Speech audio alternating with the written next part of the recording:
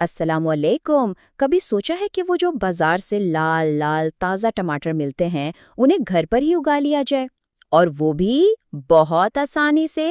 تو آج ہم اسی کے بارے میں بات کریں گے۔ چلے دیکھتے ہیں کہ یہ کیسے ہوتا ہے۔ سوچیں ذرا، اپنی بالکنی یا چھوٹے سے باغیچے میں گئے، اپنے ہاتھ سے تازہ ٹماٹر توڑا اور سیدھا سلاد میں، ہے نا زبردست خیال؟ اگر یہ سوچ کر ہی اچھا لگ رہا ہے تو بس یہ گائیڈ آپ ہی کے لیے ہے۔ کہتے ہیں نا کہ کسی بھی کام کی شروعات اچھی ہو تو آدھا کام تو وہیں ہو جاتا ہے۔ باغبانی میں بھی بالکل ایسا ہی ہے۔ تو سب سے پہلے یہ دیکھ لیتے ہیں کہ ہمیں شروعات کے لیے کن چیزوں کی ضرورت پڑے گی۔ اور مزے کی بات یہ ہے کہ کوئی لمبی چوڑی لسٹ نہیں ہے، کوئی خاص سامان نہیں چاہیے۔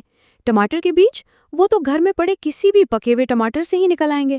ساتھ میں بس ایک گملہ چاہیے، تھوڑی سی اچھی مٹی اور ذرا سی کھاد، بس صرف اتنی سی چیزیں۔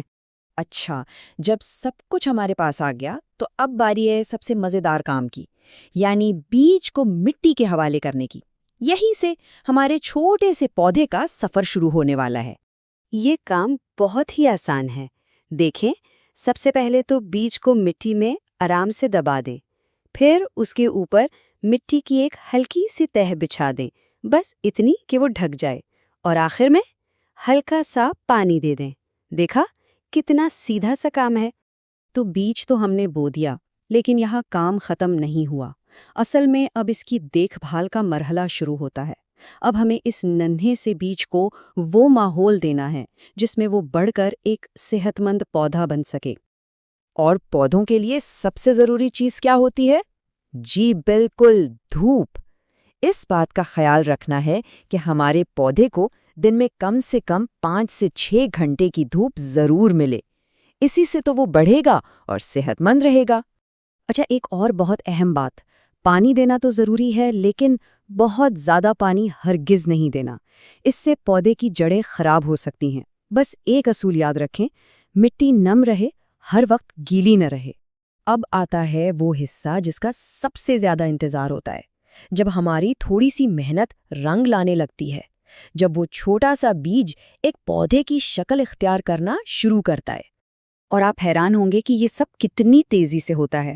بیج بونے کے صرف 7 سے 10 دن کے اندر ہی مٹی سے ایک ننھی سی کوپل باہر جھانکنے لگتی ہے، اور پھر تو بس دیکھتے ہی دیکھتے چند ہی ہفتوں میں پھل بھی لگنا شروع ہو جاتے ہیں۔ کمال ہے نا؟ اچھا، ایک اور چھوٹی سی ٹپ، جب پودا تھوڑا بڑا ہونے لگے نا تو اسے کسی پتلی سی لکڑی یا کسی بھی سہارے کے ساتھ ہلکے سے باندھ دیں۔ اس سے کیا ہوگا کہ وہ سیدھا اوپر کی طرف بڑھے گا، مضبوط رہے گا، اور جب اس پر ٹماٹر لگیں گے تو ان کے وزن سے جھکے گا یا ٹوٹے گا نہیں۔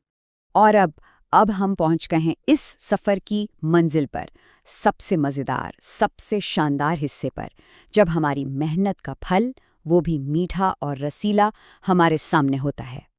بس تھوڑی سی محنت، تھوڑی سی دیکھ بھال، اور نتیجہ آپ کے پودے پر وہ خوبصورت لال لال ٹماٹر لگنا شروع ہو جائیں گی جن کا انتظار تھا۔ اور سب سے بڑی بات یہ کہ یہ آپ کے اپنے گھر کے ہیں۔